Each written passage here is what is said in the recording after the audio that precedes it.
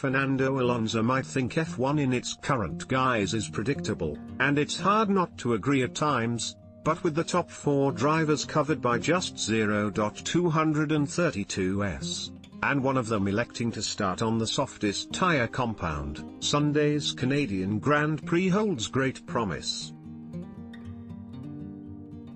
Sebastian Vettel's pole position was Ferrari's first here since Michael Schumacher back in 2001, and gave fans of the legendary team something to cheer on the circuit named in honor of Gilles Villeneuve, one of the Scuderia's most loved drivers of all time.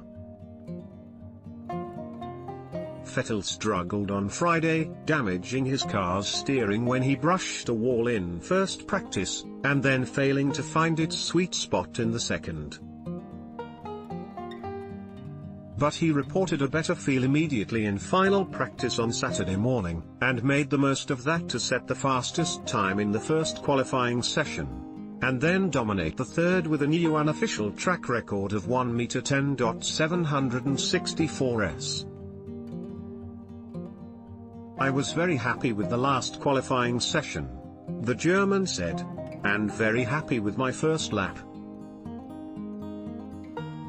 On the second attempt I found that little bit that had been missing on the first part of the circuit and was able to repeat what I did in the second half, but I struggled slightly and was not sure whether it would be enough. So when I crossed the line I was pleased to hear over the radio that it was. That was a big relief.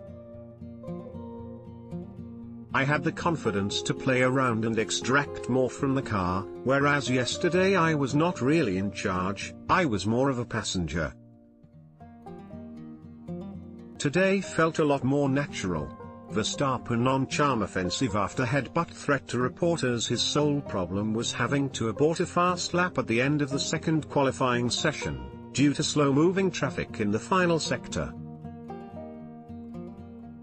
"I wanted to get a feel for the car and see where we ended up ready for Q3, he explained.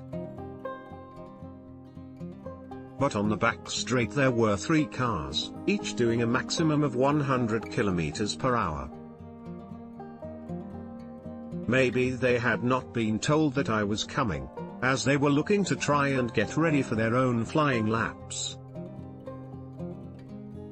I was coming at full speed, and had no choice but to abort, so that was surprising. But to be on pole here on the circuit Gilles Villeneuve is huge for Scuderia Ferrari. All of motorsport in Canada is linked to that name. The following for Ferrari here is huge, and Gilles was a favorite driver and the character that he brought to F1 is still alive today.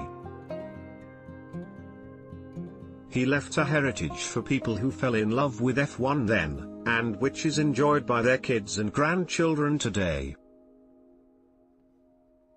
So it was an important day for us.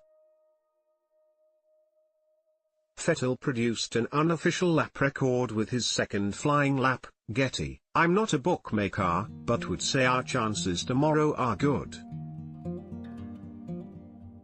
We qualified on pole for good reasons, but there are a lot of things to look out for, and as we have seen many times this year, the race pace is very close between the top 3 teams.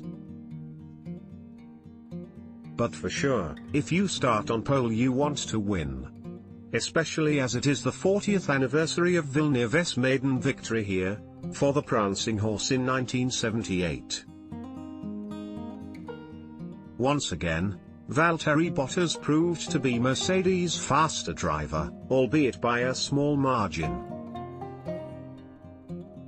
The Finn, who might have won 3 of the preceding 6 races with slightly better luck, missed out by 0.093s after failing to improve on 1m10.857s on his second run.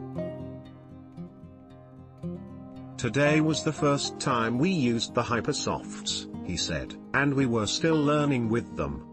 Vettel will start on pole ahead of Valtteri Bottas and Max Verstappen. Getty. Teammate Lewis Hamilton managed a lap of 1 meter 10.996s, which appeared to have left him third until Max Verstappen aced that in the closing moments with 1 meter 10.937s.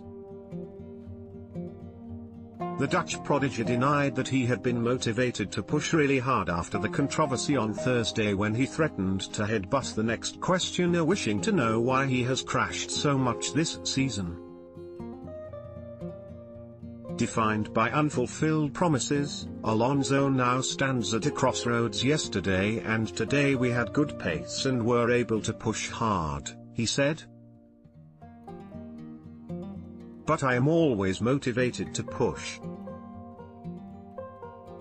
Suggesting I did that because of what was said on Thursday means that normally I don't do a good job always, and of course I try to do my best every weekend. We're fast because straight away here I felt that the car was very good. Third is a great result, and previously we had extracted the best we could from the car, knowing that Q3 would be harder for us, because Ferrari and Mercedes can wind up their power units a little more than Red Bull can. In Q3 and in general we were just lacking power and trying to compensate. We showed in Monaco and again here that we have a great car, but with those long straights it was just hard to fight for pole. But the car is really strong and we made progress with it in every session, so I'm very happy. Lewis Hamilton could only manage fourth as he struggled for pace. Getty. Hamilton was philosophical, was though his best lap was only 0.139s off his teammates. His session was scrappy or as he struggled with a rear brake problem. It was a difficult qualifying, he said. My laps weren't good and it just didn't quite come together for me. In practice things looked good and I think I could have been quickest in FP3, but in qualifying I couldn't quite hit the potential we had shown.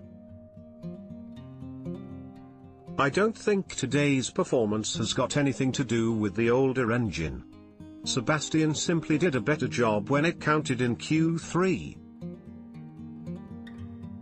You can see just how tight things are at the front of the grid, so I think it could be tricky to overtake tomorrow.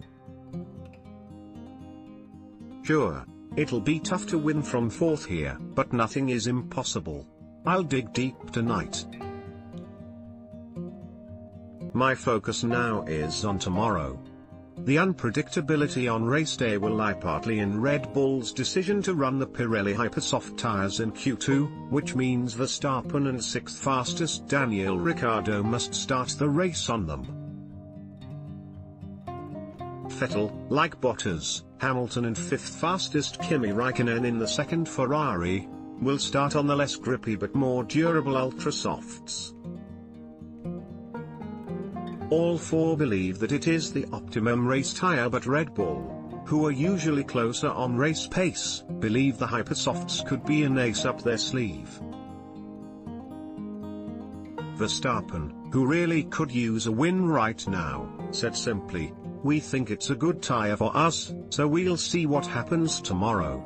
Follow the Independent Sport on Instagram here, for all of the best images, videos and stories from around the sporting world.